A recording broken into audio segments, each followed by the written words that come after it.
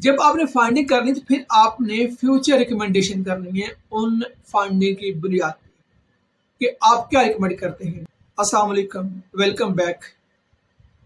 उम्मीद है कि आप सारे खैर वाफियत से होंगे। How to do critical discourse analysis.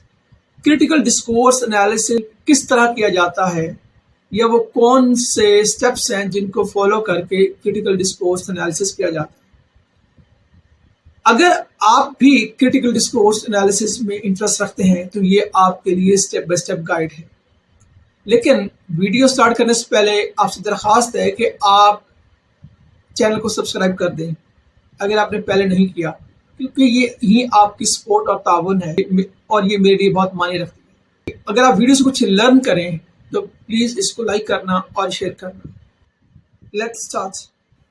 Critical discourse analysis करने के लिए कौन कौन से स्टेप इन्वॉल्व हैं या किन किन स्टेप्स को फॉलो करना चाहिए। क्रिटिकल डिस्कोर्स एनालिसिस में जो सबसे पहला मरला होता है और सबसे अहम मसला होता है वो होता है identify the research problem. Research problem को आइडेंटिफाई करना। आप किस प्रॉब्लम को एड्रेस करने जा रहे हो, आपकी रिसर्च प्रॉब्लम क्या है। इसका मतलब क्या है कि decide what social issue, inequality और power relation you want to study. यानी आप पहले ये देखो कि वो कौन सा सोशल इशू है, कोई अनइक्वालिटी का इशू है या पावर रिलेशन का इशू है जिसको आप स्टडी करने जा रहे हो। पहले तो ये देखो। मिसाल के तौर पर आप ये देखो, how main stream news papers portray refugees. Suppose एक खबर है रिफ्यूजीज के बारे में, तो वो जो मेन स्ट्रीम मीडिया है वो उसको किस तरह रिपोर्ट कर रहा है, उसको किस तरह फ्रेम कर रहा है, इसको आप देखें। तो उसके बाद दूसरा मरला क्या होता है, सेकंड स्टेप क्या है कि आप कॉर्पस, आप डेटा कलेक्ट करो, आप रेलेवेंट मटेरियल इकट्ठा करो। इसका मतलब क्या है, choose the text, speeches, media articles और कन्वर्सेशन टू एनालाइज।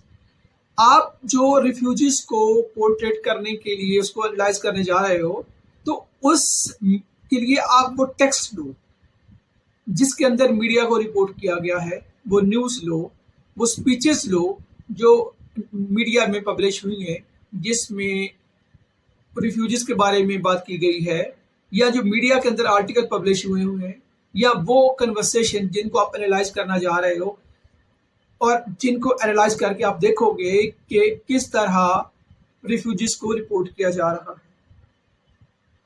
मिसाल के तौर पर collect 50 newspapers articles about refugees from different outlets over the past year। यानी कम से कम 50 अपने आर्टिकल चुन लिए, वो आर्टिकल जो पिछले सालों में पब्लिश हुए हैं और जिनमें रिफ्यूजीज के बारे में बात की गई है। तीसरा मरला क्या होता है, अंडरस्टैंड द कॉन्टेक्स्ट। इसका मतलब क्या है कि आप रिसर्च के बारे में historical, cultural and social background of your data, यानी जो भी आप रिसर्च करने जा रहे हो, जिन आर्टिकल्स को पढ़ने जा रहे हो, जिस डाटा को आप एनालाइज करने जा रहे हो, उसके हिस्टोरिकल बैकग्राउंड, कल्चरल बैकग्राउंड और सोशल बैकग्राउंड का इल्म होना ज़रूरी है।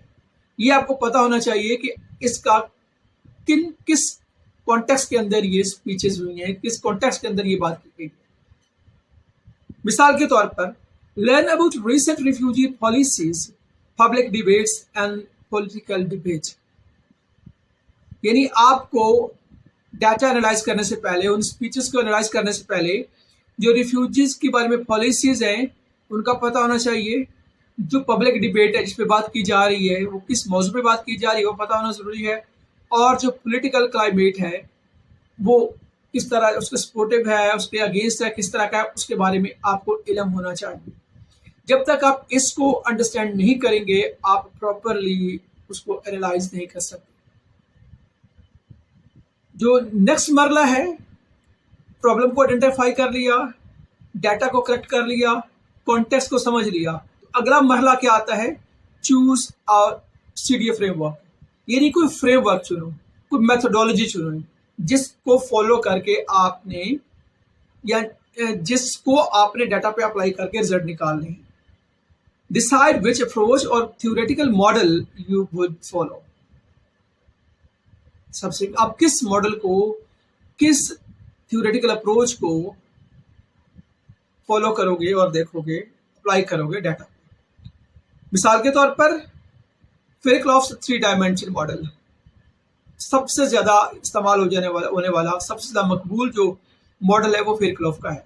ये 3D मॉडल है, 3 लेयर्स वाला, 3 बॉक्सेस के अंदर है। टेक्स्ट है, डिस्कोर्स, प्रैक्टिस है एंड सोशल प्रैक्टिस है। यानी डाटा है जिसको आप एनालाइज करने जा रहे हो, टेक्स्ट उसको, उस सोशल जो है डिस्कसिव प्रैक्टिस है वो किस तरह डिस्ट्रीब्यूट हुआ, किस तरह लोगों ने परसीव किया, किस तरह उसको प्रोड्यूस किया गया। सोशल प्रैक्टिस वो कौन सी प्रैक्टिसेस हैं, पॉलिसीज हैं, जो नॉर्म्स हैं जिनके अंदर ये सब कुछ हुआ। इसके बाद जो दूसरी बड़ी अप्रोच है वो है वैन डिक्स सोशियो कॉग्निटिव अप्रोच। जैसे आप नाम से देख सकते हो, सोशियो एंड कॉग्निटिव, यानी कॉग्निटिव अप्रोच है, सोसाइटी के ताल्लुक है। इसका ताल्लुक क्या है? सोसाइटी और कॉग्निशन का ताल्लुक है। Linking discourse, cognition and society. तीसरी जो बड़ी अहम अप्रोच है जो इस्तेमाल की जाती है वो वोडिक्स की है, डिस्कोर्स हिस्टोरिकल अप्रोच। जैसे कि नाम से जाहिर आपको, historical and intertextual analysis of the particular text. उसका हिस्टोरिकल बैकग्राउंड देखो, उसको इंटरटेक्सुअल एनालिसिस करो।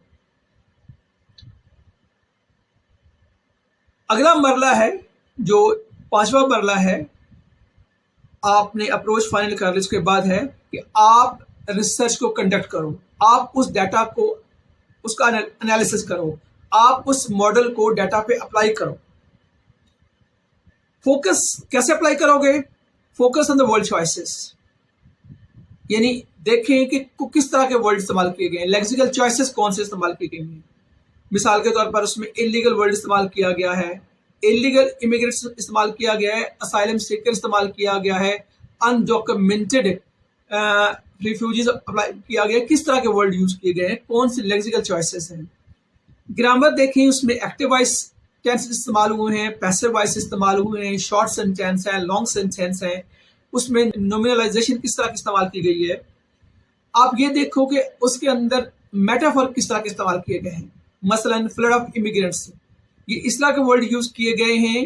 रश ऑफ इमिग्रेंट लिखा गया हुआ है, ये थ्रेट ऑफ इमिग्रेंट्स, ये किस तरह के वर्ड यूज किए गए हैं उनको प्रेजेंट करने के लिए। उनको नेगेटिवली प्रेजेंट किया गया है, पॉजिटिवली प्रेजेंट किया गया है, किस तरह के हैं। प्रोनाउंस किस तरह के यूज किए गए हैं, उनको इन ग्रुप में रखा गया है या आउट ग्रुप में रखा गया है। उनको इन ग्रुप का मतलब क्या होता है, उनके लिए अस, वी, इनके साथ जैसे वर्ड यूज किए गए हैं, और उनको सेपरेट किया गया है, जो थर्ड ग्रुप यूज किया गया है। जब आपने इस डाटा को एनालाइज कर लिया, जब आपने उसको वैल्यूएट कर लिया कि किस तरह के लेक्सिकल चॉइसेस यूज की गई हैं, किस तरह के मेटाफर इस्तेमाल किए गए हैं, किस तरह की जो ग्रामर इस्तेमाल की गई है, आप उसके बाद क्या करोगे? Analyse discursive practices. ये डिस्कसिव प्रैक्टिस देखोगे, इसका मतलब क्या है? Show how text was produced, distributed and consumed. यानी जो टेक्स्ट प्रोड्यूस की गई वो किस तरह की थी, जो उसका डिस्ट्रीब्यूशन का जरिया क्या था, ये स्पीच थी, ये प्रिंट था, ये इलेक्ट्रॉनिक मीडिया था, ये प्रिंट मीडिया था, ये किस तरह रिटर्न थी, क्या क्या फॉर्म थी उसकी। कंज्यूम्ड, लोगों ने इसको किस तरह कंज्यूम किया, लोगों ने इसको किस तरह अंडरस्टैंड किया, ये देखोगे। मिसाल के तौर पर हु रोट द आर्टिकल, जो आर्टिकल लिखने वाले लोग हैं वो कौन से थे, वो क्या एंटी रिफ्यूजीज थे, वो किस तरह के लोग थे, वो दाएं बाजू के लोग थे, वो बाएं बाजू के लोग थे, वो नेचुरलिस्ट थे, वो किस तरह के लोग थे। फॉर विच ऑडियंस, किस तरह के लोगों के लिए, वो लोगों को कन्विंस करने के लिए, उनको जो है वो उनके खिलाफ उभारने के लिए है, उनके मोटिवेट करने के लिए, उनकी जो है वो एक सोच को बिल्ड करने के लिए किया गया है। अंडर विच एडिटोरियल पॉलिसीज, वो पॉलिसीज कौन कौन सी थी जिनके अंदर लिखा गया है, वो कौन सी पॉलिसीज थी जिनको फॉलो करके ये टेक्स्ट लिखी गई थी, ये स्पीचेस लिखी गई थी। जब आपने ये भी कर लिया तो अगला मरहला क्या होता है? Analyse social practices. आप सोशल प्रैक्टिस को एनालाइज करो। इसका मतलब क्या है? Link the text to wider power structures, ideologies and inequalities. वो जो टेक्स्ट लिखी गई थी, जो आर्टिकल लिखे गए थे, वो किस कॉन्टेक्स्ट के अंदर थे? वो ब्रॉडर पावर स्ट्रक्चर कौन सी थी? वो किस आइडियोलॉजी को फॉलो कर रहे हैं, ये सपोर्ट कर रहे हैं? कौन क्या इनइक्वालिटीज को वो सपोर्ट कर रहे हैं, स्ट्रेंथन कर रहे हैं, या उसकी अपोजिंग कर रहे हैं? क्या कर रहे हैं? For example, how does the article support or challenge political narratives about immigration? यानी वो इमिग्रेशन के बारे में किस तरह सपोर्ट कर रहा है या उनको चैलेंज कर रहा है, और किस तरह का नैरेटिव यूज कर रहा है? वो जो लैंग्वेज है वो किस तरह की है? जब आपने ये भी कर लिया तो अगला मरला क्या होता है?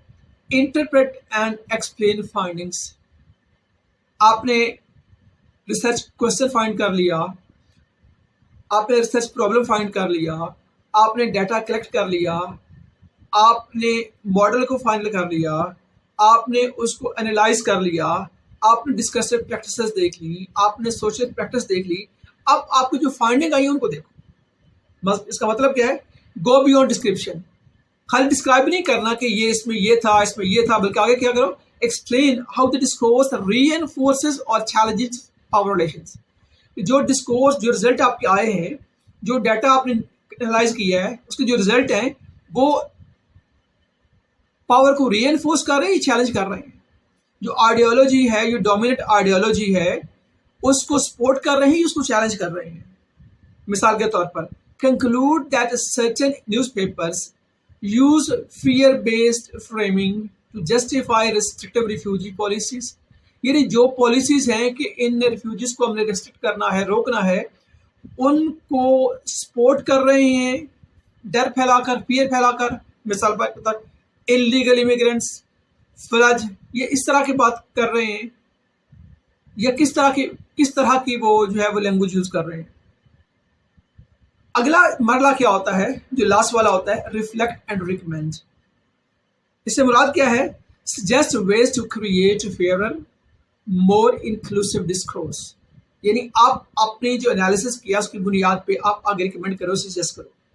मिसाल के तौर पर, recommend using terms that focus on legal status without criminalising individuals. यानी जो इंडिविजुअल्स हैं उनके स्टेटस को फोकस करें, हाईलाइट करें। इलीगल है लेकिन उसको क्रिमिनल के तौर पर प्रेजेंट नहीं करें। जो वर्ड्स हैं, जो लेक्सिकल चॉइसेस हैं, जो मेटाफर्स हैं, जो उनको एज ए क्रिमिनल प्रेजेंट करती हैं, उनके बजाय उनको क्या करो? उनको आम सिटीजन, एक आम ह्यूमन बीइंग के तौर पर प्रेजेंट किया जाए। अब मैं एंड पे जो है वो उस सबको रिवाइज करता हूँ, रिकॉल करते हैं और देखते हैं जो हमने देखा है वो कौन कौन से स्टेप्स हैं आपके जो है उसके रीजन के लिए। सबसे पहले क्या था? हमने क्या किया? आइडेंटिफाई किया। सबसे पहले हमने क्या करना है? आइडेंटिफाई करना है रिसर्च प्रॉब्लम। फिर हमने क्या करना है? डाटा कलेक्ट करना है। जो उस रिसर्च प्रॉब्लम के रिलेटेड डाटा है उसको हमने एनालाइज, उसको कलेक्ट करना है। तीसरा मरला क्या होगा? Understand the context. वो किस कॉन्टेक्स्ट के अंदर, किन पॉलिसीज के अंदर, किन हालात के अंदर वो सब कुछ हुआ है, उनको भी हमने अंडरस्टैंड करना है। उसके बाद क्या होता है? Choose framework. जो नेक्स्ट स्टेप है वो है कि आप कौन सा मॉडल अप्लाई करोगे, क्यों, कौन सा थ्योरेटिकल फ्रेमवर्क है, कौन सी अप्रोच है वो यूज करोगे। उसके लिए हमने मेजर 3 डिस्कस की हैं। फेयरक्लॉफ की है, वैन डे की है और बोर्डर की है। आप इसके अलावा और भी बहुत सारी हैं, वो यूज कर सकते हो। आप कंबाइन भी कर सकते हो डिपेंडिंग ऑन योर ऑब्जेक्टिव। क्योंकि मेरा ऑब्जेक्टिव जो था वो उसको एनालाइज करना था रिफ्यूजीज के बारे में डाटा को, तो इसलिए मैंने उसके रिलेटेड ये तीनों अप्लाई किए जो है ना वो डिस्कस की हैं। इन तीनों में से कोई एक भी अप्लाई कर सकते हो और तीनों भी अप्लाई कर सकते हो। नेक्स्ट है टेक्सचुअल एनालिसिस। फिर आपने इन मॉडल को, इन थ्योरेटिकल फ्रेमवर्क को अप्लाई करके क्या किया? टेक्स्ट को एनालाइज किया, उस डाटा को एनालाइज किया, उन जो आर्टिकल्स थे, उन जो स्पीचेस हैं उनको एनालाइज किया। फिर क्या किया कि डिस्कस प्रैक्टिसेस देखी, किस तरह उसको जो है वो किन हालात के अंदर है उसको प्रोड्यूस किया गया है, कौन प्रोड्यूस कर रहे हैं और किन के लिए प्रोड्यूस किया जा रहा है, किन के लिए वो लिखे जा रहे हैं, वो डिस्कस प्रैक्टिसेस उनको देखो।